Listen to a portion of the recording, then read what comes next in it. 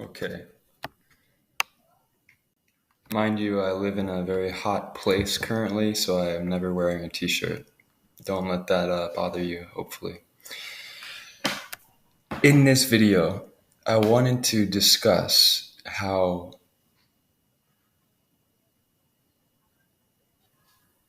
I have to be careful how I say some things in here. I'll say the word Stan's newscasters. Of course, when I say Stan, I actually mean Stan's newscasters are very good at what they do. They're very persuasive. They're very emotionally. They incite your emotions. They're emotionally persuasive. They're emotionally inciting. They create an emotional response. They sound like they believe what they're pushing, even though they're just reading from an unda, an gender, up, down, left, right, fair use.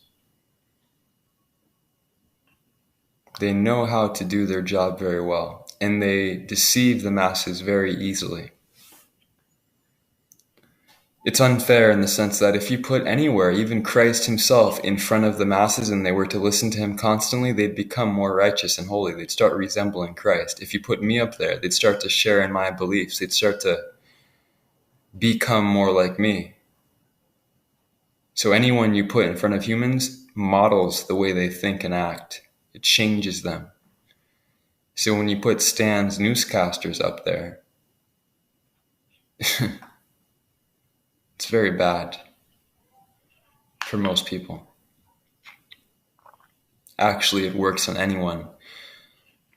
If you're smart, you'll make sure to isolate yourself from that form of influence immediately. You won't even let yourself hear it because it's so powerful. It's literally a high-level weapon of psychological manipulation that works very well on human beings. Speaking of the media and the newscasters, fair use. So what's interesting though is like this idea I just had where I can explain it like this. They are leading you to take the mark of the beast, and they're doing it with a smile on their face and talking about how wonderful it is. Does that mean it's wonderful? Obviously not. However, you would wonder, well, how can the people be guilty if they're being literally tricked into doing this? They don't know any better. They're being tricked. So the guilt belongs on those who are deceiving them, not themselves. This would be a common sense, logical refutation or question. You would refute the day of judgment saying, well, they took the mark, but they didn't know any better. So of course they're not guilty. They don't deserve to go to hell forever just for taking the mark of the beast, one single action to define the rest of their eternity in space-time reality. But there's an equally logical refutation to that refutation. And it goes like this. Imagine it was just a few people involved in the scenario, a microcosm of the whole world at large. Imagine you had a murderer taking hostages, and he sweet talks one of the hostages and tells them, just kill the other person, it's good for you, we'll all be so much happier. Do it for your community. You owe it to us. Just do it. I'll give you a happy meal. Here's a happy meal. Eat some aborted fetus cells and walk through the arches of Baal. Here's a happy meal.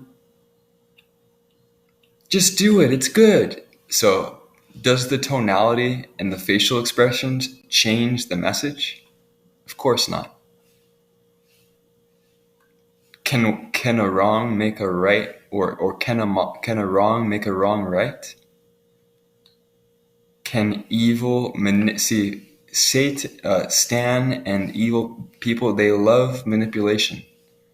They love using their God-given abilities for evil. God didn't give you your facial expressions and tonality to trick and deceive people. That's the inverted ability. That's using it for evil instead of good. You weren't given these abilities to use them for evil. So does it make it right? Furthermore, as to the question of why someone would be guilty forever for doing something that they didn't even realize what they were doing and they literally should be innocent as a result of it, the issue is this. people like me decided to study. Other people did not decide to study. One of the main refutations for people like me are, oh, you're a conspiracy theorist, you're crazy, you just want to believe that type of stuff. You're vulnerable to those kind of teachings because you lack mental sanity, so you'll believe anything. That's what people would like to say about someone who believes in all kinds of stuff that other people don't, like me. But here's another thing that God has access to, a reality about most people on earth. They're unwilling to do, I think the term is nonpartisan research, unbiased. They're unwilling to do unbiased research. When I began researching, and all the way until this present day, every single minute of my life, ever since I woke up, so to speak, 7 years ago in 2014, every single minute I've been unbiased.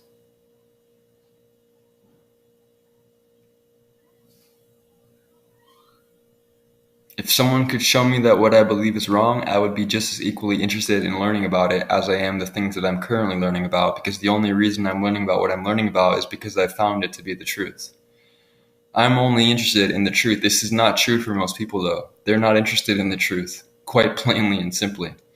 They're interested in their own lifestyle and habits and patterns, and they're not willing to change that up or even give any time to research at all, never mind the topic at hand of what they're researching.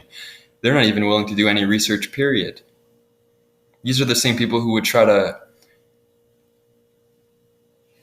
what do they call it? Gaslight. They would try to gaslight someone like me. Gaslighting, it means poking at something irrelevant, like your character or the way you look or your hairstyle or your ethnicity or your beliefs. Oh, how could you know anything? You have dreadlocks. They even put this same, what would you call it? This same programming, they use it on their internet troll bots. They have these troll programs. They're called bots in the computer world. And they have these bots going on truth-speaking channels, insulting everyone there to try to make an outsider who comes and watches the video, if at all, because very few outsiders ever even find the types of videos we watch. But they would just see this person and they'd assume it's a human and not realize that it's a literal freaking chat bot or a program, a script running, a literal robot, computer-wise, commenting these inflammatory, defaming remarks. It's, oh, look, this person knows he's wrong. He has ha, that's funny. All these people are crazy. I don't have to look into this anymore ever again. This is how they work. But the way that God looks at it is like this. You're not in kindergarten, so you need to dig deeper than just listen to what some random person said about someone else, especially if they were resorting to kindergarten attacks on the other individual. In God's eyes and in righteousness, for righteousness' sake, the person who was being attacked by the immature ridiculer is by default the one who's correct. The one who uses immature kindergarten or high school-like remarks is by default the one who's in the wrong, because that's not how you behave yourself as a human being, much less as an adult.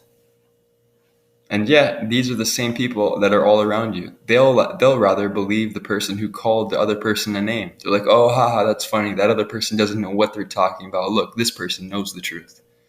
And they'll side with Satan right then and there. And then they'll never do any research again. This has happened to a multitude of people. They're all guilty for it. God's like, look, I just judged your whole life and your eternal future based on one foolish decision that you made. You decided not to look deeper, and you decided that for all the wrong, selfish reasons. So you're a selfish person, so you're not coming in the kingdom because it's not for selfish, silly people. This is how the Most High judges people. Sometimes you would think it's so complicated how the judgment works and how he has to open the books and look into every aspect of your life. But he's not going to do that for most people's cases. He can actually judge your whole life based on one situation. Here's some proof for that. In the scriptures, the Hebrew scrolls and writings, many times you only hear about what someone did one time. You only hear about one experience from someone's entire life. You only hear about one act that person did. because their whole life will be decided and determined and judged based on that one action. The thing is, you don't know which action that is, so you don't get to say, oh, I passed the test, so now I can just sit back. You have no idea which part of your life God will choose to hone in on and judge you based on. And primarily, he will judge you based on the last day that you lived on this earth, your last day, what you became. Giving rise to these silly people who say, well, I'll just repent when I'm dying on my deathbed. But the word repent means change your actions, not say sorry. God doesn't want to hear your apologies. And if this is your mindset, you wouldn't be watching my videos, because I teach against the silliness that most people love every single time I make a video. Most of you want to keep the true doctrine of Christ, which is that you have to change your entire lives. But yet, at the same time that we exist, there's also the exact opposite type of people on this earth that also exist, where they would rather be folk and phony and silly and would actually connive or scheme or be conniving within themselves of wanting to trick God. They want to deceive the Creator into thinking that they're good people, which is a false term, because you're not judged on whether you're quote unquote good or not. It's not even a biblical term, being good. Christ said no one's good except for God, even in reference to himself, even though he was good, at least by our metric. Human beings metric. You're judged on whether you kept God's commandments, fulfilled your purpose that he placed on your life, if you even have one, if he even still has one on your life, because most people have traded their purpose for their own purpose. Most people are not doing God's purpose for their life. Are you kidding me? Look around, look at them. They've never done anything for God's kingdom. They don't even know how. They wouldn't even know how or where to begin or what to do. Most of them don't even believe in God's existence, and if they do, they believe in the pagan, homosexual, hippie, Jesus, fake Christian version of Christ, who they believe is God. Which is so wrong on so many levels that I won't even speak about it, because it ended up giving a 15-minute foundation before I actually got into the context. I explained that in all my other videos, exposing this silly thing called Christianity, which deceives the whole world just like Christ said it would. Many will come in my name and deceive many. The word name means authority. It's talking about a whole body of people, Christendom, Freemasonic inspired religion. They fund it, even follow the money. And they claim to come in the authority of Christ, deceiving the whole world. Literally, the Jesuit order is behind it all. And the Jesuits swear an oath to kill every single follower of the Most High on earth. Every single legitimate follower of Christ. To kill them all and get their doctrine off the earth as if it was a plague. Which is interesting, because when they say that the numbers are horrible and everyone's in danger and there's danger everywhere and it's growing, they're talking about us. So they're not actually lying. When they say there's this thing running rampant all over the world, they're talking about the ones who are not marked. They want all of us to be marked. They'll even tell you that. There's a reason. It's because they don't want anyone making it out of this life, this test. They want everyone to be damned to hell forever. I was thinking how if a unstudied person heard my video, they would think I'm insane. It'd be like, how do you come to those conclusions? You believe in things that no one else believes in. You're a weird person. But then I was thinking how I would easily rebuttal or offer my rebuttal, which would be refute their claim, because all you have to do is listen to what I'm saying, and everything I say makes perfect sense. The problem is these people are unwilling to put together the dots. They're unwilling to connect what I'm saying. None of them could refute anything that I actually say, because everything I say is perfectly logical, or else I would never say it. It makes perfect sense. Everything I say, every time I open my mouth, I make perfect sense. How do I know that? How do I know that? Because that's my standard. That's my own metric. So you don't even have to worry. I've already filtered out my own thoughts for you. You don't have to worry when you listen to me. You're listening to one of the few servants of Christ, someone who actually seeks common sense and knowledge. I'm like a dinosaur. There's not very many of me on earth. We're extinct almost because of apps like TikTok and Facebook, capable of derailing a country within 10 years. At least the culture. The people within, totally destroying and defacing them so that their own ancestors, even from previous generations, would not recognize them at all, even their own parents. Changing people very quickly. It's happened you can Google search, the world is dropping in IQ at a rapid rate. They've measured it in most countries on earth where people are becoming less intelligent at a very rapid rate. They're dropping in IQ. They're not excelling. They're devolving, not evolving. They're becoming dumber. Much dumber. Like the movie Idiocracy, like on that type of scale, where people are like dropping a whole third, 33% intelligence lost. 2/3 of what they could have, would have, should have been in the sense of even this world's metrics, let alone God's. God wants us to be like 8 times better than we are, smarter and stronger and more logical and intelligent. But even by this world's metrics, they've dropped the ball completely. It's disgusting. This is the problem. Someone would listen to my videos and they're like, you believe in such... Well, just listen to what I'm saying. What other conclusion could you come to? Like when I talk about how they want to change our DNA because it's fallen angels who are trying this for the 3rd time to mark or change every human's DNA on the whole earth. So all you'd have to do to confirm that that's happening, or at least in your mind, probably happening, is look up the technology involved in the mark. It's called CRISPR, change your DNA, true or false. Do they want everyone to take it on Earth? Yes or no? True or false? The answer is yes, true. It does change your DNA, true. They want everyone to take it, true. You could actually almost come to the logical conclusion yourself without doing any research like reading the book of Enoch or paying attention to what Christ was talking about or the book of Genesis or Jasher. There's a group of people who want everyone's DNA on Earth changed. Why is that? Then you'd open the Bible and the Hebrew scrolls and scriptures and you'd start to understand the answer. It's because there's fallen angels in power still to this day. They have a different code than us, and they want us all to be damned to hell on Judgment Day because human beings were made to judge them. So by derailing us from our purpose, they're able to continue in their purpose. That's how it works. It's a trade-off. It's a trade. Which is actually playing out in a far bigger and more localized way than you realize, because the Israelites had a covenant with God where he himself would ensure that they would be in power over all the other nations, even though all the other nations worshipped all the fallen angels, including Satan. But God's people would be in power above ruling them all if they would only keep God's commandments. It would literally be ensured. So what did they do? They tried to lure the Israelites into sin, and they succeeded. Why? Because then the rule, the covenant, is that every other nation would be in power over the Israelites. They would be at the bottom. So by keeping them at the bottom, they ensure that they stay at the top. Get it?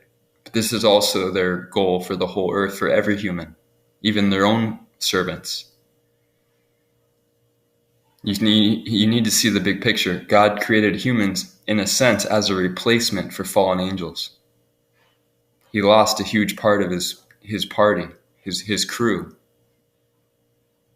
So he created humans.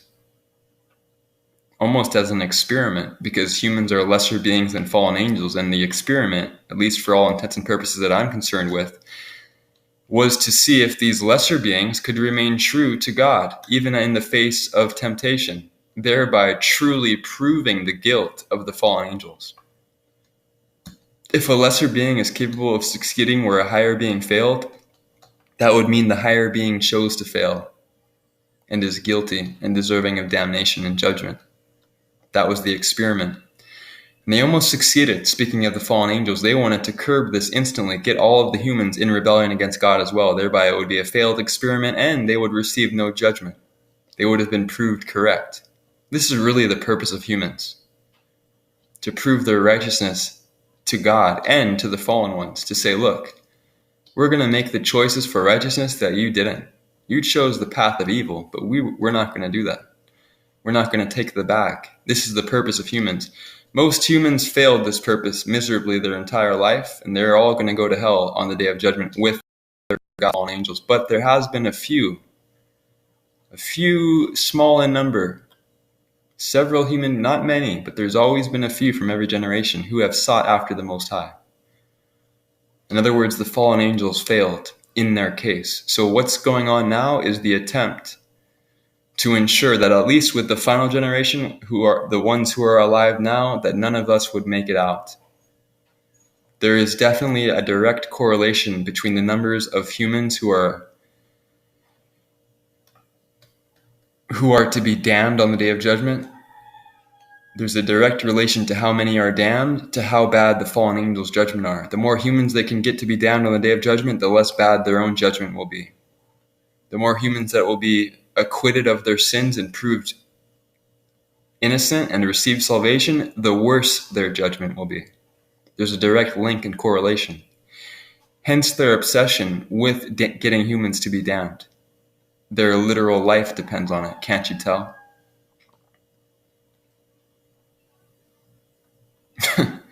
And now they have a new method. They don't need you to live in sin and teach you debauchery and other things. Now they just need to get you to take the mark and basically become one of them. Get it? So what I was investigating in this video, at least in the beginning minutes, was the fact that they promote this stuff with a smile on their face. You would think that that would absolve you of any responsibility because they're so good at what they're doing. They're so deceptive. They're so tricky. They can trick you easily. The Bible says even the elect would be deceived if at all possible. And I just played a video. That's why I made this. It's like a follow-up. I just played a video where I show you the way they speak. I'm going to get it up again. Listen to their tonality. Look at the smiles on their faces.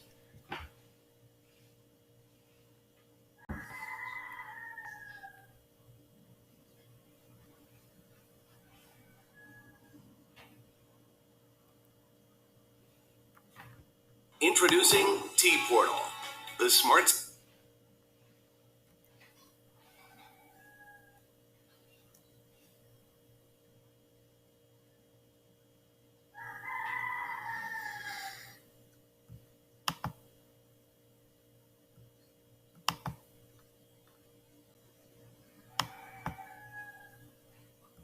I can't do it. I'm at risk for losing my footage. My computer's a little overwhelmed because I'm uploading a video currently. But even with the commercials, these people are the same ones on your newscasts. They're working for the same organizations, Freemasonry. They're obviously not literally the same people, but they're of the same image. They're of the same purpose. They're of the same links and ties. They speak the same way. When I was first awakening to this stuff, I put myself in isolation where I would close my ears anytime I came near a TV, radio, phone. Anytime I even heard other people speaking, sometimes I'd close my ears because they represent or resemble those that have brainwashed them, those that they listen to, those on the news and the TV and in school and songs and music and movies. There's this very real agenda of dumbing down human beings, and it works too well. So I tried to stop that from happening with me any further. And I actually succeeded, at least back then, in reversing it in many ways. And I noticed that one of the main features of this dumbed downness, so to speak, is the way that people speak, their tonality. Like these commercials, they sound all happy, selling chlorine bleach to you. It's totally out of place. And they put these fake smiles on it and they get all excited. This is called mental manipulation psychology. They do it on the news more than anywhere else, if you pay attention. The whole thing is actually choreographed. It's a choreography. It's like a skit. It's planned. Even the tonality, the spikes in emotion, the smiles and the waves and the cheers, and the questions, it's all measured and meted to elicit an emotional response. And it works. Does that make the listener who's being brainwashed less guilty? No, it doesn't. Going back to my example, you could have only 3 people and you could see this clearly. On a microcosm, a small, lesser scale, you can have 3 people. An evil man, bank robber or terrorist or whatever, like they always pretend is happening all the time everywhere, even though it's not. It's called predictive programming and crisis actor ... or fair use. Changing the laws. You could have this guy and then you have 2 hostages and he tells one of them, hey, kill the other one. It's good for you. I'll like you more. Please do it. You owe it to us. It's good for you. Even he wants you to do it. This is how they speak, and they get you to believe it. They get you to respond emotionally. They get you invested. It's very subtle and it's very powerful. I was going to play that skit, but all you need to do, which I don't actually encourage, is turn your TV on for 1 minute and listen to the latest newscast. You can, if you pay attention, you realize these people are high-level snakes. They know exactly what to say. They're very influential. People are literally sitting ducks, sitting there in their living rooms listening to these deceivers. And I propose that these people up there on the news channels and all that, they are literally high-level deceivers. Many of them, maybe most, maybe even all, they know exactly what the real agenda is. They're part of the family, so to speak. It's almost like a gang. One gang versus the rest of the world. And this gang is called secret fraternal orders or societies. Freemasonry, which has its roots back to the fallen ones. It's them versus us. I already explained that in this video, come to think of it. 5 minutes ago, I explained the whole thing. Human history. So they know exactly what to say to lull these people like sheep to the slaughter. To get them to choose Satan over God.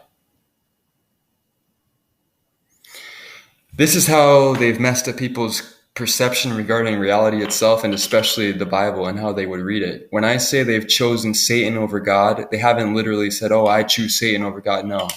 They've chosen Satan's purposes and devices and plans over God's. The scriptures have been there for a long time telling you what the mark of the beast would be like. It's happening right in front of your face, and these people can't see it. They've chosen Satan over God. Because scripturally and based in reality and common sense, which is like something you people don't really have access to because of this brainwashing, which exists even more existentially in the church system, Christianity. You'd be like, they've chosen Satan over God? No, they haven't.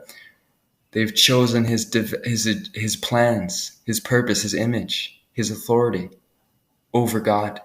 If you choose any of those things, all of which are basically the same, it's the same as choosing the individual behind it. In fact, that's what 2 Thessalonians chapter 2, verse 3 is talking about. When it says the son of perdition must be revealed. It's actually a plural. It means the sons or the offspring or the takeovers, the takeoverers, those who would take up the torch for those who came before them, in this case, Satan himself, those who would follow him. They must be revealed, and then the end can come. That's the second or the latter half, the second part or second half of verse 3, 2 Thessalonians chapter 2. The first half says, the man of sin must be revealed. But the word man, the Greek word is a plural, never an individual. There's 2 words in Greek for a word regarding mankind or a specific man. One of these words is anthropos, another one is aner. The word here is anthropos, translated into English as the word man. But anthropos never refers to a man. It always refers to a group within mankind, a demographic, never an individual. A-N-E-R, aner, means individual, but that's not the word used here. Do your research. Type in 2 Thessalonians chapter 2, verse 3, interlinear, and then click on the number above the word man, the Strong's Concordance number. It will bring you to the Strong's Concordance entry or index, or entry within the index. Strong's Concordance is an index showing you the meaning behind the Greek and Hebrew words in the so-called New and Old Testaments. You look up the meaning of the word. It tells you right there. The word is anthropos. It never refers to an individual. So people are all waiting for one man to rule the world when it's actually prophesying basically everyone on earth. It's saying they would all exist because back then when Christ was on the earth, Christianity didn't exist. Christ never created Christianity. Christianity killed all of Christ's disciples. Catholicism was made out of Christianity. Christianity was created in 325 AD. Catholicism came out of that, not the other way around. Furthermore, Martin Luther wasn't a true rebel. Protestantism is just as bad as Catholicism. It's actually the same in most ways. It's the Hegelian dialectic giving you 2 false options, and so whichever one you choose, you're screwed either way. So now they have the whole human race arguing over things that don't even matter because they're wrong and headed to hell either one they choose, either way. It's perfect deception. Highly satanic, influential. The whole world is lost behind Satan's deceptions and devices.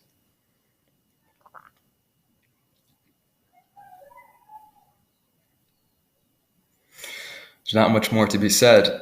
God views things differently. It tells us in the scriptures that his thoughts are above ours, and he doesn't care how we feel, and the heart is desperately wicked, and he can choose a single thing about your life and judge you forever based on that one thing. And he sees within people's minds and hearts. He sees their motives. If you're even lazy to do some research, God could damn you to hell forever just for that one choice. Seriously.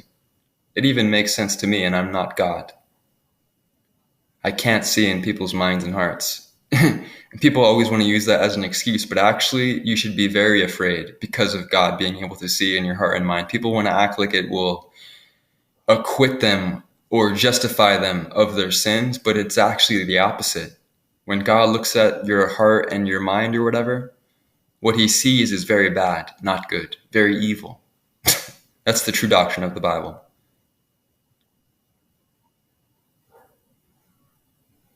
You're not getting off. In fact, you're in big trouble because of his ability to do this. When he looks inside of someone's heart and mind, he sees everything there. Their laziness, their wickedness, their unwillingness. See, most people are damned to hell forever for the simplest of reasons. I haven't even explained it in this video yet. I already gave you two simple other reasons, how you can pick one little choice you made. You were unwilling, you were lazy, you were stupid, you were selfish. But there's even a simpler reason which applies to every action that a person makes. He doesn't even have to look at a single thing you did. He can just look at the whole you. He can look at the whole version of you, your whole life. And the fact is that most people are unwilling to seek the truth. I actually mentioned this 20 minutes ago. All of my studies, I've been unbiased. I was willing to seek and find and search and change whatever I learned and replace it and fix it and redo it. I never had an angle that I was vying for or fighting for. I was never corrupt. I was always willing. This is why I am where I am today, because of that willingness, that level of commitment. I wasn't lazy. Put in thousands of hours of work, reading and studying online, ordering books. I'm very intelligent in that sense. But that doesn't even mean the stuff in my mind. That means the desire I had to put stuff in my mind. I'm intelligent just for the desire I had. You don't even have to look at what's the contents within my mind. You don't need to look at what's in my mind. Just look at how my mind works, and you'd find I'm extremely intelligent because of the way I want to use my mind. So this would already disqualify most of the earth. They don't want to use their mind. You would say they're not intelligent, but it's not based on the contents or lack thereof in their mind. It's based on how they choose not to use their mind. That's a choice. They're unwilling. Here's an example regarding this general, easy way for God to judge people, which he does all the time, using this simple method. You and I and others who know the truth will try to wake someone up, and then they won't want to listen. They won't do their own research. They won't even hear you out. They won't even turn their mind on. They won't even activate the beta waves or their ability to actually access or harness beta waves. They haven't even been utilizing beta wave mental frequency for many years. So you're basically asking them to do what they can't. That's really the problem. That's why they all react the same. They can't hear you out. They can't listen. They can't put two and two together. But it's summed up in this one thing. This is why they've become the way they are, because of unwillingness. They're not willing. They're biased. They're corrupt. No corrupt person receives an invitation to the kingdom of heaven. This disqualifies more than 90% of people. I was going to say 99, but you would not really hear the point, because sometimes you think that someone's exaggerating when they're not. Because 99% of people are definitely not coming into the kingdom. It's actually so bad that you can have 3 million people who read the Bible walking up the street, and only 3 of them are called by God. That's of the people who actually read the Bible. Then you have 1 trillion religious people who don't even read the Bible. They're not even considered to be called. And then you have all the others, the atheists and Satanists and dumb people. 99 out of 100 are going to hell guaranteed. This is what Christianity will never tell you. You should be very afraid of God and the day of judgment. They don't even tell you that. You would ask the pastor, you're like, hey, the Bible, it says few are called, few are chosen. Looking out at your congregation, Mr. Pastor, that you're leading straight to hell, which of them are going to make it into the kingdom? And he's like, oh, we don't talk like that here. We have hope. We all love Jesus, praise Jesus, and then I'll give you a phony smile like the newscasters. It's like the same spirit is operating within them all, isn't it? You're like, oh, really? Well, the Bible says something much different. Do you actually teach the Bible here? Or is it only in word or in name that you do? This is what Christ prophesied. Many would come in my name. Many would profess to speak with the authority of the scriptures when they're not actually teaching the scriptures at all. They're just teaching their own twisted philosophy. Sometimes half quoting a scripture here and there, and then just creating their own philosophy like Oprah Winfrey or Dr. Phil, high-level Freemasonic satanic sellouts. Puppets. High-level puppets, not actually high-level. Their clearance is low, they're just puppets. They took the bag. Useful idiots. Among civilians, they're high-level. Among those that are actually in power, they're just puppets. They have no sway, but they're useful idiots. They put them in front of the other sheeple to lead them straight to hell with their god, Satan. This is the system.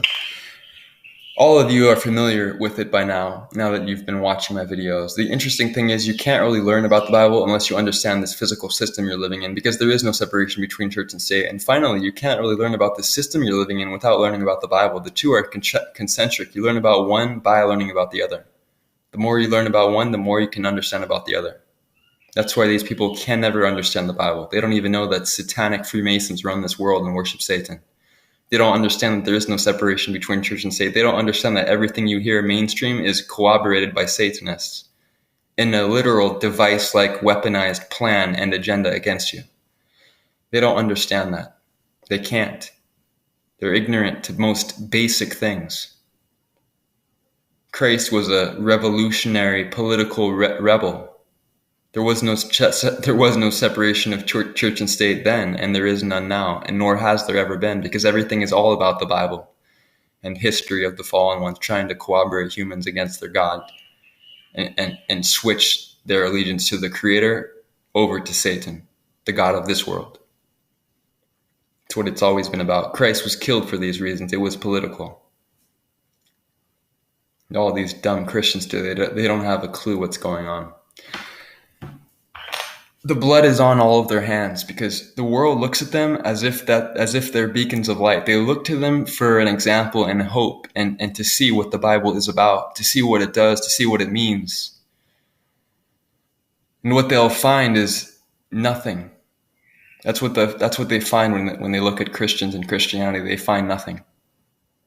No wonder they're not interested in the Bible. Someone emailed me today. They're like, oh, your video, because actually my mom said this person needs your PDF. So I sent it to her. It was a female friend of hers. And I was like, hey, this is Mordecai. Here's the PDF.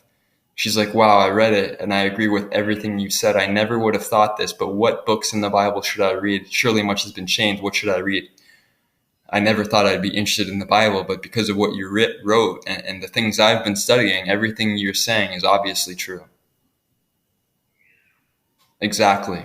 The people on earth, they would have never thought the Bible had the answers because it's been misrepresented by satanic, silly, weak white people to make you think the Bible was about a bunch of silly, fake, weak white people when it was actually about stoic warriors who were tasked by God to rid this earth of fallen angel reptilian creatures, as they call them, probably call themselves. A different genetic bloodline, evil to the core. See, God's plan was to have the Israelites create what you would call heaven on earth, to get rid of Satan's people and rid the earth of all satanic allegiance. That's what the covenant was really about, and that's really why Christ is coming back. to corroborate or initiate the fulfillment of that covenant. There is no new covenant. It's the same covenant. Keep the laws of God and you will rule the earth, and you will rule over all the people on earth, and there will be no satanic people on earth left. In other words, 99.9999% of people will be off the earth because they're all satanic. They chose who they serve, Satan, if even indirectly. It's the same thing. Everyone else who chose the Most High, they will be on the earth serving Christ, and the Israelites who've suffered for the sake of a few of them not keeping God's law. Sometimes it was only a few, sometimes it was the majority, but there was always a righteous remnant that were keeping the commandments. But the problem is, the reason that it's fair that they would rule over everyone else, including myself, is because they all suffered for the sake of the dummies among them, because God's covenant included the whole party, the whole group. If any among you transgress against these commandments that I'm giving you, you will all suffer, and automatically you will be ruled over by other nations. It's a spiritual domino effect even, where it's literally there's no other way, because the Most High can't sin and he's not cool with sin. And this earth was legally transferred to Satan and his dominion when Adam sinned. So God said, look, here's a way out. I'll step in, I'll make this covenant. If you do what Adam was supposed to, you'll rule over this world, and will edge Satan out of this earth that was given to Adam, but he gave to Satan. We'll undo that. We'll undo the curse. All you have to do is keep the commandments. And you have to kill all of the satanic bloodlines, the literal offspring of fallen angels. You need to keep the commandments and kill all of them from off the face of the earth, and we will have initiated or introduced heaven on earth. They didn't succeed, they failed. Hence the past 3,000 years since this covenant was first given, 3,500 years, 4,000 years ago actually. Through Moses. Actually, it was given in the very beginning through Enoch, even through Adam. Even Adam had God's laws. God was always working through this small remnant. It was always actually about a bloodline, the only bloodline the fallen angels hadn't corrupted, even scientifically. From Adam to Noah, Methuselah, Shem, Eber, Abraham, Isaac, Jacob, and then Christ. This is the one bloodline that God had to even choose. He didn't have any other choices. Everyone else was worshiping fallen angels. And now you can see all of those people's offspring who've always been worshiping fallen angels. Now you see their offspring literally taking the genetics of fallen angels like it's fun or something. You can see the spiritual thing that's carried on down the lines. It's like part of their makeup where they will do exactly what they're supposed to, which is be damned to hell forever, apparently. No holds barred. It's like the spirit, it's like their own low-level human spirit just wants to be damned forever. It's like it's leading them straight there, straight to the markings, straight to be marked and damned, straight to hell. Like robots. It's like they don't even question what they're doing. It's like it looks like they're meant to do it or something, which the Bible actually does state. Shall the vessel say to the potter that made him, why hast thou made me thus? So some people are meant to be damned. Even Christ gave the permission to them to stay that way. He said, let the dirty, let the detestable, unrighteous people, let them stay dirty, detestable, and unrighteous. But let the clean and holy and set apart, let the righteous stay righteous. Let the unrighteous stay unrighteous, and let the righteous stay righteous. That's Revelation chapter 21, verse 11. Read it. Just confirm that. It might be Revelation 22, verse 11. It's been a week since I looked it up.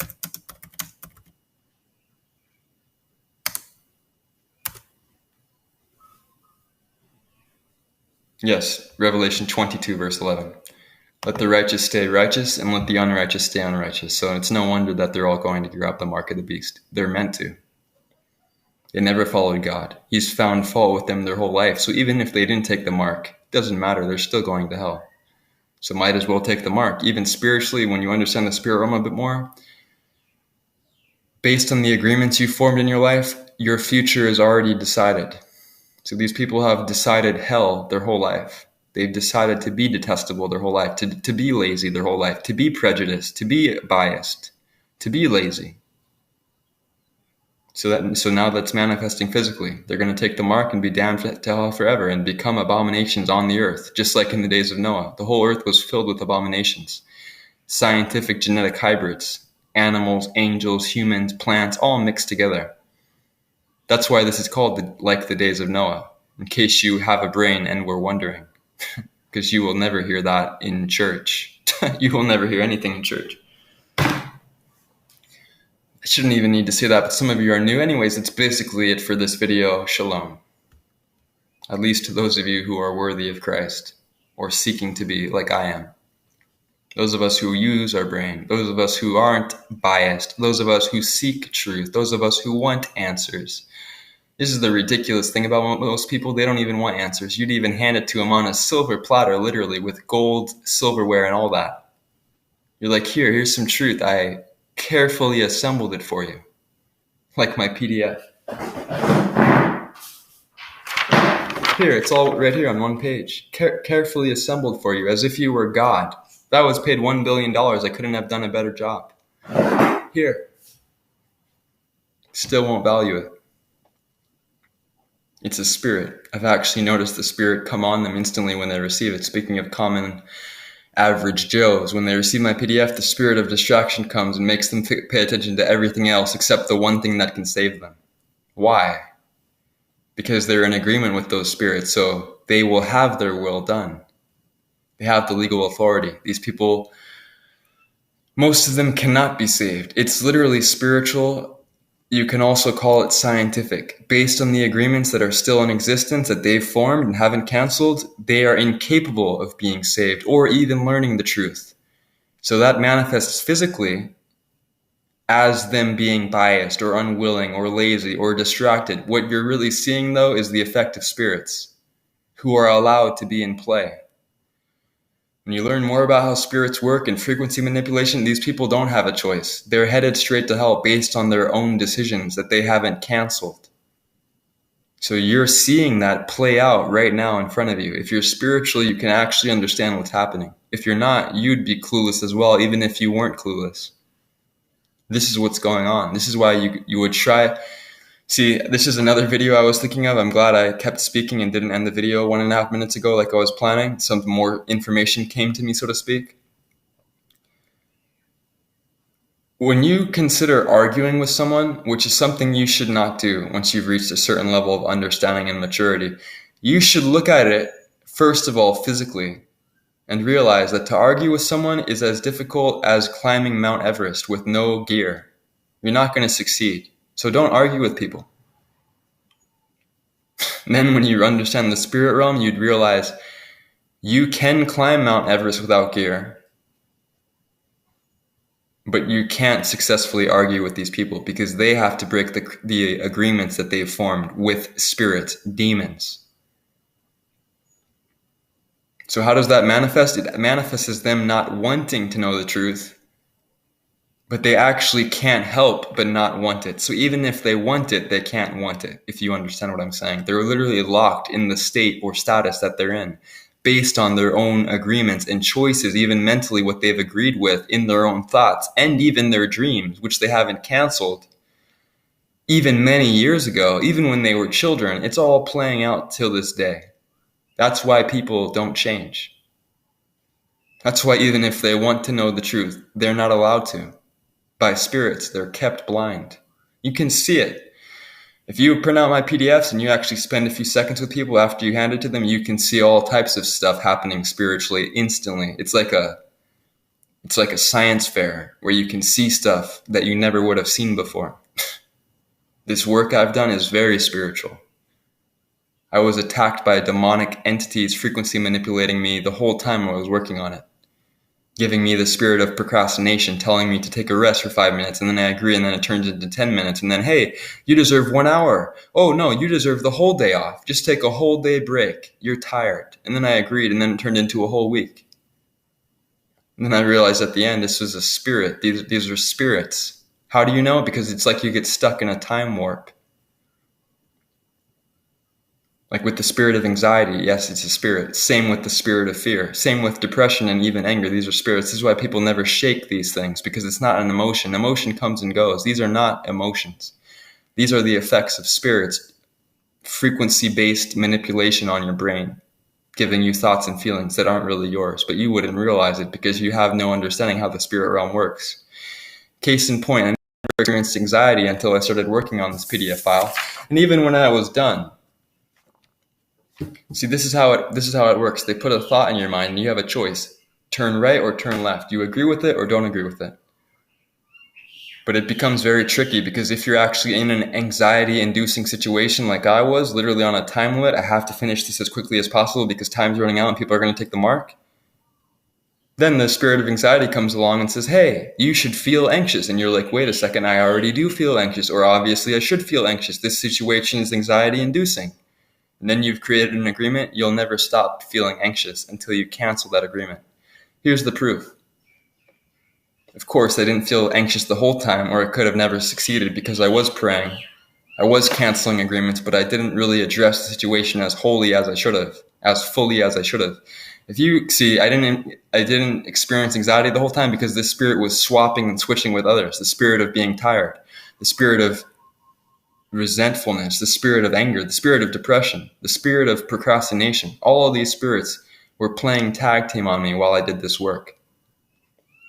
And even when I was done, here's proof that it's a spirit, even when I was done with the work, and I hadn't wholly or fully addressed this spiritual attack that I was being levied against, or with, that was being levied against me by the kingdom of darkness. Even when I was finished and finally succeeded, it took me 60 days. It could have taken me 10 or 15, but it took me much longer because of these attacks. Christ himself experienced this. It took him 40 days to defeat these demonic attacks. Even the spirit of Satan himself was putting frequency manipulated thoughts into Christ's mind. It wasn't literally Satan standing next to him. So the point is, here's the proof it was a spirit. Even when I was finished, and I was actually celebrating for a few days because my PDFs were currently being printed and I was waiting for them and I was celebrating and I was very happy, all of a sudden I felt anxious. But I had never felt anxious ever in my life. I never had anxiety until I began doing this PDF. But even when I was finished, the spirit of anxiety came and all of a sudden I couldn't breathe. And I told someone standing next to me, a family member, I said, hey, I'm having anxiety, I can't breathe. Then they went to get me some water or something, and then I'm like, wait a second, this is actually not anxiety, this is a spirit, because almost everything is a spirit, even everything. So all I said, even in my own thoughts, I did say it out loud. There's more power to that, usually. Not always, but that's a whole nother video to explain that. I said, spirit of anxiety, I cancel all agreements with you and I refuse to work with you. Or spirit of anxiety, I cancel all agreements with you. Period. As soon as I said that, the whole aura and darkness and anxiety and the spiritual attack and the feelings of oppression and all that, it just evaporated like smoke. It left instantly. I was no longer feeling anxious at all. Just like that. It's like a time lapse. You get stuck in it and can't see your way out. This is the case or situation that people who are addicted or depressed or angry or tired or lazy, they're under spiritual attack and don't even know it. And they can't shake it. So people who don't want to learn the truth, it's not them that doesn't want to. It is them in the sense that there had to have been an agreement formed. And sometimes it's even just in your dreams. But oftentimes they'll put the literal thought that they're wishing to forever thereafter create in your mind. So they give you the thought that they want you to agree with so that they can continue giving you that exact thought until you die. Or feeling. Sometimes thoughts and feelings are almost the same thing. So they'll give you the thought of not wanting to learn the truth even when you were like 8 years old. And if you agreed with it, you'll have that even until you're 80 years old. So this is the situation that all these people are in. Speaking of their soul, yeah, their soul wants to make it into heaven. Their soul, even if they're the most evil people outwardly and their own low-level human spirit has been connected to demonic spirits and led astray their whole life, their soul, if it still exists, because your soul can die after so much sin, it literally degrades like percentage-wise from 100 to 99 to 91, all the way to 6 and 7 and 3 and 2 and then 0, and your soul is dead. But if they still have a soul, so to speak, everyone wants to serve God. Everyone wants to know the truth. It's just that they've been weaponized against their own self, their own soul. They made a choice somewhere along the line and haven't canceled it. And they may never learn this truth, and that's what's so dangerous. And that's why I constantly reference you people to watch the channel. I learned most of the spirit realm intricacies from, most of these intricacies about the spirit realm and all the stuff I've been explaining for the past 20 minutes. I learned it from the YouTube channel Kevin L.A. Ewing, which I just typed into my YouTube search bar. You can see it right there. Highly suggest you watch these videos. And I'll end this video there. The main premise, at least originally, was to expose how these talking heads are so manipulative. However, it doesn't make you less guilty. It doesn't make you innocent if you're fooled by them. Because again, that was an agreement that you came to, that you created. God gave the earth to humans. We have full authority over what happens here, at least in our lives. It's all about agreements. It's all about the spirit realm. This is what Christ was teaching. This is what Christ experienced. This is what you will experience if you're cognitive and aware of your surroundings and what's going on. And this is what you will experience if you pass out my PDF, at least if you're paying attention and not coming into agreement with the spirit of naivety or delusion or being physically minded at the expense of spiritual awareness. Those are all spirits. How do you know what their names are? What they're seeking to cause on the earth, or even just in your own life, or even in your own mind or feelings. That's their name. So you can name them however you want, and that's their name. Their name is whatever frequency they're promoting. And how do you know what the frequency they're promoting is called? By the effect that it's going to cause in you or your life. That's what their name is. That's how you address them. And you do need to address them. You speak to them in order to cancel them, because you have full free will and autonomy, I think the word is, or autonomy. You have the authority to choose right or left, up and down, left and right. You get to choose. The only way their kingdom is allowed to continue is because of the agreement that they've received from human being counterparts, proxies, and hosts. Speaking of the demonic realm, they need humans to be in agreement with them. The kingdom of light is no different in this sense, because even God himself follows his own laws. One of his laws is that spirits and angels can't do their will on the earth unless a human allows them. So even God is seeking the agreement of humans. So let's all give our agreement to the Most High God, Ahaya. Demons and spiritists and witches and warlocks, they call it summoning. That's even not always a bad thing, because in order to cancel an agreement with the spirit, you summon it, not to give it free reign, because summoning really implies that you summon it and now it takes you over, or takes over the room you're in, or the energy corrupts your energy, or changes the situation. That's not what I mean when I say summon. See, these people, they speak to the spirit and then they do some type of sacrifice or ritualistic magic or symbols or stuff like that. And it's a form of giving permission, but it's like a modus operandi where there's like a literal laid out pattern that they must follow. They call it a spell, requiring certain agreements or symbols or sayings or slogans or words or chants. Kind of like the Christian church telling you that all you have to do is say the sinner's prayer and then you're saved. That's witchcraft, and it doesn't work. At least not for Christians when they think they're going to be saved because they said some words. But for these witches and warlocks, it does work. The same is true for those of you who want to seek the Most High and cancel all agreements with these spirits. You speak to the spirit, and then you simply take away all its power. Spirit of not wanting to hear the truth, I cancel all agreements with you. That's all you have to say. And you have to mean it fully. You don't have to say it in a deep voice and scare the spirits. It's not about scaring them. They're scared if they don't listen to you and you meant what you said. So if you mean what you say, they have to listen to you, because if they don't, they're in transgression against God's laws, which would have them in violation, which could result in some type of early punishment, which they're not willing to suffer. So they will listen. That's why the spirit of anxiety left instantly. That's why the spirit of not wanting to hear the truth left Travis instantly. I've seen this happen multiple times. It's real. And everything I say makes perfect sense, so you'll have no questions really, at least not about what I've explained. And yet there's people out there who could listen to everything I've explained and stated and said, and they would still be unwilling to connect the dots. Why? Because the spirit can not really stop them all the time from listening, but it can influence their thoughts to not connect the dots.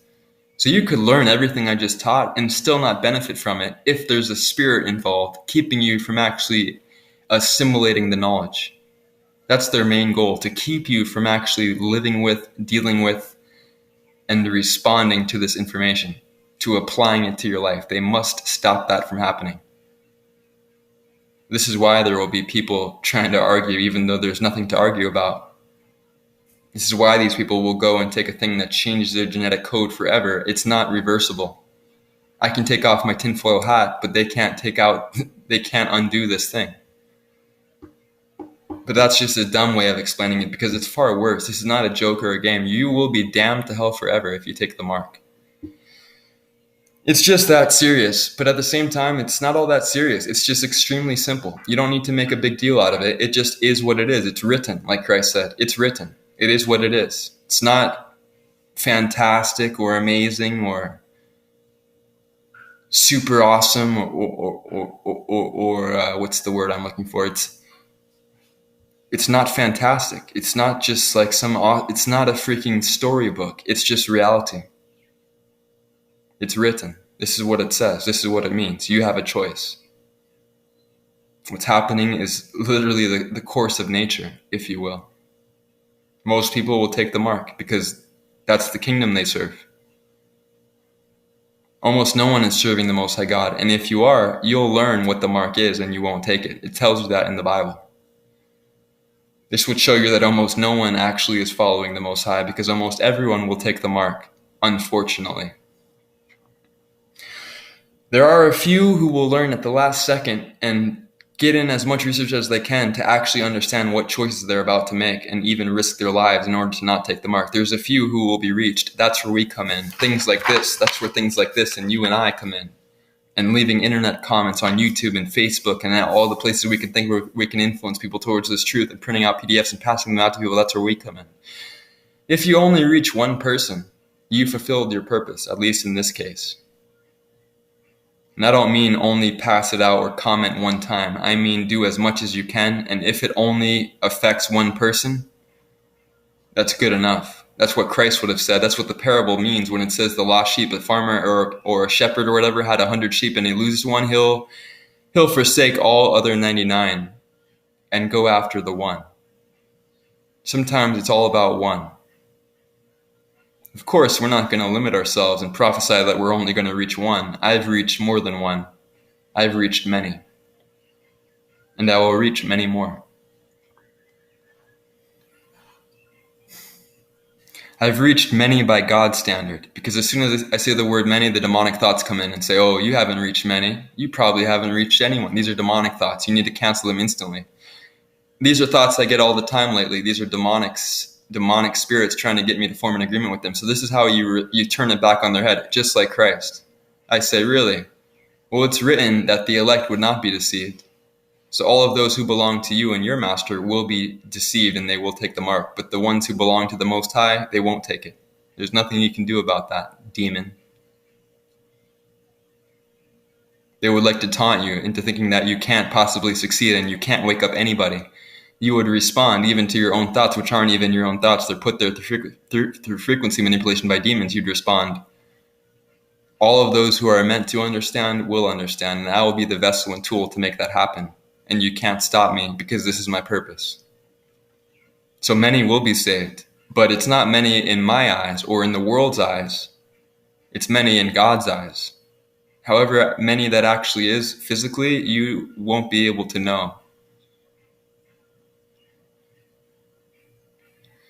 And in a sense, it's not even for you to know. That's God's business, how many he calls, how many he enables, how many he disables, because he disables way more people than he enables. It's his choice.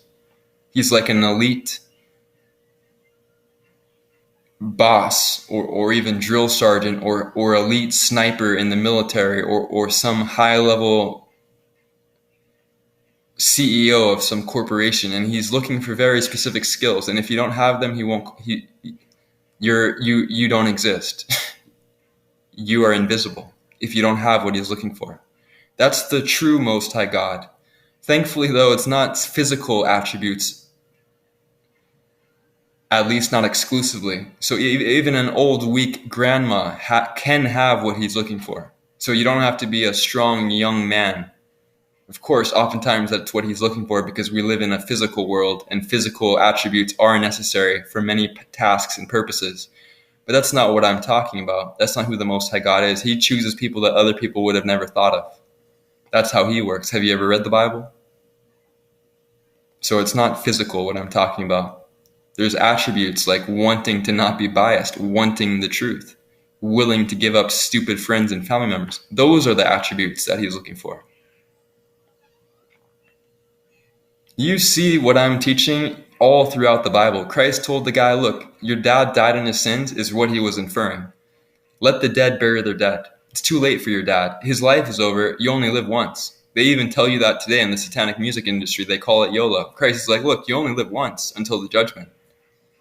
Your dad's finished. Forget about him.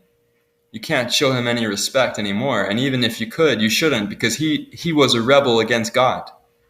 Let us go and wake up the living. Those who aren't blind. Those who aren't blinded. Let us save the few who can see. Let's find them and reach them and save them. Save them from ignorance so that they have a chance to be saved. That's what Christ said. That's what Christ was teaching. There's nothing you can say against this message or teaching or the scriptures or what Christ was teaching or what I'm teaching, which is a mirror of what Christ was teaching. Everything I've learned about him is what I teach. No bias. You could say I don't like everything I'm teaching, but that's not true because I just love the truth. I don't really have a personal opinion involved. I'm like a computer in many ways. I don't even respond to other humans the way that other humans do. Like if someone insults me physically, I won't even respond emotionally or even mentally because I look at the motives behind what people are saying and doing. I don't respond to what they're saying and doing. I usually don't even respond to why they're doing what they're doing. But if I ever respond, it'll be on a deeper level based on why they did what they did, not what they actually did. I look at the meaning behind things, not the actual things. This is very unique. Most people couldn't even understand what I just said, let alone put it into practice. But I've always been that way. Which is strange because everyone is supposed to be that way. It's how God is. Most people don't even realize there's an existential meaning behind your actions or lack thereof. And this is funny about groups. Groups of people, they have the tenacity to do things that they would never do if they were alone. Like a group of people will treat you very differently than if they were alone. It's almost strange. And also, even if it's a group or an individual doing weird things, they would never stop to think what they're doing means, what it represents, what it means about them. People are too focused on everything except themselves when all you're supposed to focus on is yourself. People view themselves as gods, I realized the other day. When even physically, as far as our stature goes, our size and height and all that, we are like ants compared to God, even on a scale. God is a giant, if you would say that. Even his body, physically, I'm describing. But then you have this other sense of things, like how much power we have compared to God. We have almost none. We're ants. But people view themselves as gods. They're concerned with everything except their own lack of morale, not improving themselves, and then wanting to affect others. With immaturity, they want to. The blind not only lead the blind want to lead the blind. It's like all these people on earth are like in a matchmaking ceremony where they all want to find and link up with one another for no other purpose than leading one another straight to hell. It's probably the demons within them, though. That's like church buildings. People go there, but it's actually a chance for the demons to compare notes. Like, hey, demon of anger. My name's the demon of lust. How many points did you cause that person to lose this week? I made them lose 9,000 points. I got them to form addictions and all that. How about you? Did you get them to do angry outbursts and not focus on the truth and be silly and stupid? It's the demons comparing notes. It's like the whole world, if you look at it spiritually in that sense, it's like a big matchmaking festival where all they're interested in doing is finding one another so you can just count me out. See that exit door? I walked out of there 19 minutes ago. Like Revelation chapter 19, verse 20. It says, the false prophet deceived those into taking the mark of the beast. The false prophet is Christianity. It rules the world. Even atheists' minds are controlled by Christianity, though they know it not, even though they don't realize it. Christianity deceives the whole world. These people aren't even afraid of the day of judgment.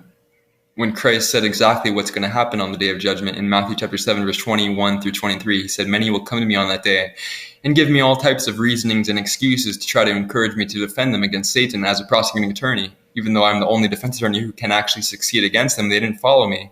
And then I will succeed against him, And even though that's the case, they didn't follow me. So I will respond unto them, 'Depart from me, I never knew you, you that work iniquity.' Only those that do the will of my Father in heaven are coming into the kingdom." There he gives you the qualifier, why you were disqualified. Because you didn't do the will of his Father in heaven. You chose Satan himself, Satan's plans for your life, or lack thereof. Satan doesn't really have any plans for your life. He just allows you to do the matchmaking where you link up with other stupid people and just basically decay like decrepit wood in the forest. Like a bunch of rotten trees with no purpose, not even growing.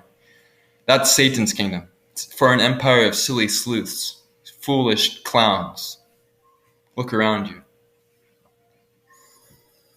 You would think I'm trying to be insulting, and you wouldn't realize just how insulting I'm trying to be, because this is what Christ felt like. This is why Christ hated this place. This is why he happily left this place, and this is how Christ spoke. He said things that shock people. I hope to one day be able to shock people as much as Christ did. I'm practicing every time I make a video. Hopefully you people are shocked. That is my goal. Hopefully you're shocked out of your stupor that God placed on you, which is actually impossible. You're fighting God when you're trying to wake these people up because they've been blinded according to 2 Thessalonians chapter 2, verse 10 through 12. Look it up. However, if you could get them to actually find a love of the truth, which means God's laws, according to Psalms 119, verse 142, then the curse would immediately be revoked. 2 Thessalonians chapter 2, verse 10 through 12, this is what it says. Because they refused to receive a love of the truth that they might be saved, but instead had pleasure in unrighteousness, for this cause God shall send them strong delusion, that they should all be damned. Who received not a love of the truth, but instead had pleasure in unrighteousness. Those who didn't want to keep the commandments of the Most High God, or even seek after any truth, even physical truth, regarding how this world even runs, and even basic human history. They're not even interested in that stuff. They just want to watch TikTok videos. And for this cause, God should send them strong delusion that they should believe a lie. What lie? Any lie, every lie, all lies. They believe in those things. They believe in lies. There's even a quote from a secular-minded Freemason. All the people you learn about in history class, they're all Freemasons. There's a reason they teach you about them. And there's this quote that says, it's easier to deceive a person than to convince them that they've been deceived. It's easier to lie and trick someone than it is to convince them that they've been lied to and tricked. Because people are primitive, selfish-minded beasts, if you want to know the truth, which they refuse to receive a love of. They refuse to view humanity as what it is. They refuse to review their own actions or misactions. They refuse to take an account of themselves the way that God looks at them. Which, if you haven't been following him for very long, you would realize you're despicable compared to what you should have been, or could, or would, or should be like. And then you have an opportunity to change. It's called repentance. It's called the gospel. It's good news. At least you have a chance to change. Unlike that guy's dad who died in his sins, and Christ said, look, forget about your dad. Let the dead bury their dead. This is what Christ was teaching. You see, Christ would be leading the so-called truth movement if he was alive today. He would be exposing the Illuminati and all that stuff left and right and teaching the true doctrine of himself. If Christ was alive today, this empire wouldn't have been able to flourish. But they would have gone after him every day of the week. They would have tried to kill him 1,000 times. Even 1,000, a million times. Even 1,000 million, a billion times. Even 1,000 billion, a trillion times. So the question is, who do you follow? And it's not even a question. I mean, it's like a ridiculous question. It makes me shudder or grimace, or what's the word they use? It makes me cringe when I even consider saying those words, because just look around at the people around you. Look at the music they listen to. Look at the things they do all day. Look at their disinterest in reality itself. They're not even fertile ground. They're not even thorny ground. They're not even shallow ground. They're not even ground with birds picking the seeds off. And they're definitely not good ground. They're not even ground. They're cement. Seeds can't grow on cement. There's like a whole nother type of person today. Because Christ's parable was given to Israelites living in ancient Israel, where they all knew what God's laws were and had a certain semblance of righteousness. But the people today don't have those characteristics or qualities or life scenarios to them. The people today don't even know who God is, don't believe in his even existence, let alone know what his expectations and laws and commandments and statutes are. Nor do they have any understanding of human history, and they basically live in what Elon Musk calls a simulation, which is where you're so dumbed down that you basically don't even exist. You're kind of like a Walking Dead robot zombie. No wonder that would manifest physically in the coming years. To culminate this pathetic experiment of failed humanity, those who've chosen Satan instead of God. What an absolute rebellion. The fallen angels feel legitimized by looking at these human beings. They're like, look, you sure you want to judge us? I mean, these people you've created, they're worse than we are. Satan is like, look, God, the hellfire, yeah, okay, I understand that, but hellfire with these people? I don't think so, God. I think you need to just justify them and let them into the kingdom under Christ. Give them salvation.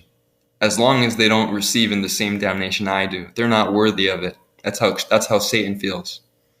He hates his own followers. He doesn't even recognize them. He's like, these people, they belong to me? Yes. There is no middle ground. If you're not following the Most High, you're following Satan. Satan's like, but these people are zombies. They can't follow anything. They're actually blind and brainless. They belong to me? I don't know about that. He's like arguing with God, even though his whole hell-bent purpose from the beginning has been to get human beings to be damned. Now he's realizing, wait a second, I don't want these human beings in the same realm of hellfire as I will be. They don't deserve it. I'm too intelligent and way too smart and actually strong and rebellious. These people aren't even rebellious. They're just de facto dumbasses. It's like they come out blinded and with no purpose or probable solution. No hope in heaven or hell. They don't deserve damnation. They deserve a third option, God. Give them something else. This is Satan arguing with the Most High. Picture the scene. I'm not even exaggerating or making this up. Even literally. They expose that this is how Satan feels in one of their main movies, showing you how all things work as far as the spirit realm goes. The whole movie is about it. In fact, all three movies, speaking of the trilogy called The Matrix. Agent Smith, which literally means Agent Satan. The word Smith is a name, which means smite. Satan comes to smite, smite, and smite. Kill, steal, and destroy. Old English, the word is smite. Means all of those things and more. Agent Satan versus Anderson. Anderson is a word or a name that means mankind. So the whole movie is about Agent Satan trying to destroy or infiltrate mankind. Get it?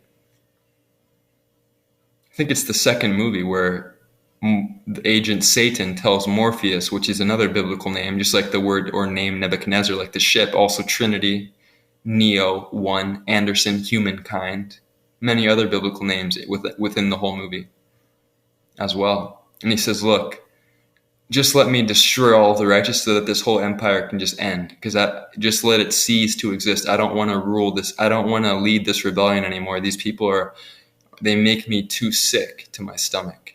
This place, it has a stench and I just can't stand it.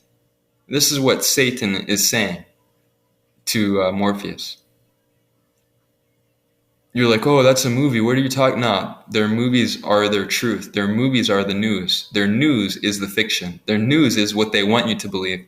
The movies is what they don't want you to believe, so they get you to not believe it by showing it to you in your face in a non-fiction or in a fiction-like medium. You think it's just a movie, even though they're showing you the truth, but they know that you'll think it's just a movie. So now it's called witchcraft. Even physically speaking, it's called mind control, psychology.